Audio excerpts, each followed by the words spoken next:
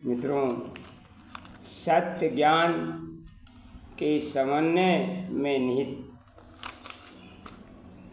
इसका एक दृष्टांत के माध्यम से मैं आपको समझाना चाहता हूँ। मित्रों,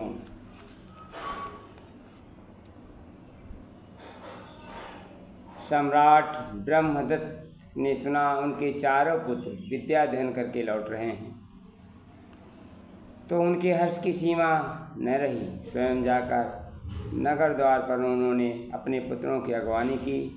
बड़े लाल प्यार के साथ राज प्रसाद में लाए,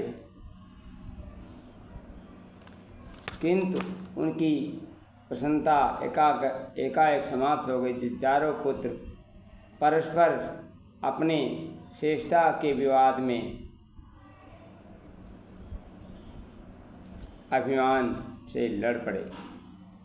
पहले राजकुमार का कहना था, मैं खगोल विद्या में सर्वोच्च ज्ञाता हूँ। खगोल विद्या से मनुष्य को विराट का ज्ञान होता है, इसलिए मेरी विद्या सर्वश्रेष्ठ है। सत्य असत्य का जितना अच्छा निर्णय मैं दे सकता हूँ, दूसरा नहीं। दूसरा राजकुमार का तर्क था, तारों की स्थिति और उसके स्वभाव का ज्ञान प्राप्त कर लेने से कोई ब्रह्मा नहीं हो सकता। ज्ञान तो मेरा सार्थक है, क्योंकि मैं वेदांत का आचार्य हूँ। ब्रह्म विद्या से बढ़कर कोई विद्या नहीं है। इससे लोक परलोक में बंधन खुलते हैं, इसलिए मैं अपने को श्रेष्ठ कहूँ तब तो कोई बात है, पर इन भाई साहब को ऐसा मानने पर क्या अधिकार है। तीसरा राजकुमार का मत था, वेदांत को व्यवहार में प्रयोग न किए जाने, साधनाएं की जाएं तो वाचिक ज्ञान मात्र से कोई प्रयोजन सिद्ध नहीं होता। देखने वाली बात है कि हम अपने सामाजिक जीवन में जितना व्यवस्थित हैं, मैंने समाज शास्त्र पढ़ा है, इसलिए मेरा दावा है श्रेष्ठता का अधिकारी मैं हो सकता हूँ।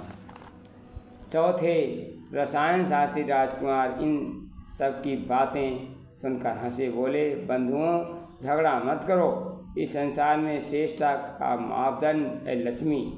तुम जानते हो, मैं लोहे और तांबे को भी सोना बनाने वाली विद्या पढ़ी है। पारस को फूंक कर मैं अलौकिक औषधियाँ बना सकता हूँ।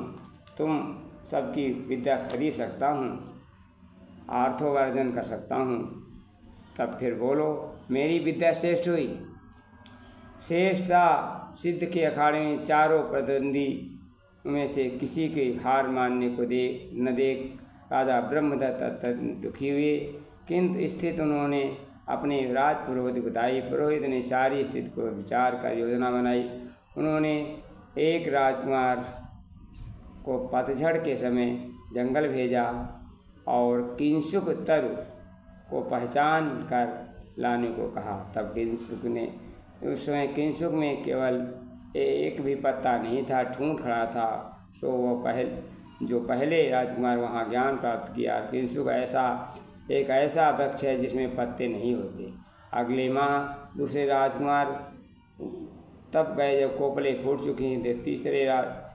तीसरे माह में उसमें पुष्प आ चुके थे। चौथे माह में फलों में परिवर्तित हो चुका था। हर राजकुमार ने किंशुक को अलग अलग पहचान बताई।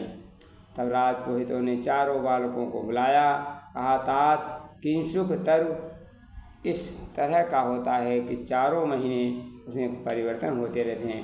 तुम लोगों में से हर एक ने एक भिन्न रूप देखा, पर यथार्थ कुछ है। इस प्रकार संसार में ज्ञान अनेक प्रकार के हैं, पर सत्य उनके सबके समन्वय में है, किसी एक में नहीं। राजकुमार संतुष्ट हो गए। उस दिन से श्रेष्ठता का अहंकार परित्याग कर परस्पर मिलजुल कर रहने लगे, क्योंकि आलस प्रमाद में पड़ करके जो व्यर्थ समय को खोते हैं, वे जीवन व्यर्थ गंवा करके फिर अंत समय में रोते हैं। उपयोग समय का जो करते, जग में उनकी पूजा करता है। वे महापुरुष बन जाते हैं, सौभाग्य उन्हीं का जगता है। उनके जीवन में सुख सुविधा और पुण्य सदा ही बढ़ते हैं। वे सिद्ध योगियों के समान अपनी मंजिल में चढ़ते हैं। जन्म सफल यदि चाहो तो रखो समय का ध्यान, कर्तव्यों की पूछ से जग का करो कल्याण, जग का करो। धन्यवाद। वीडियो अच्छा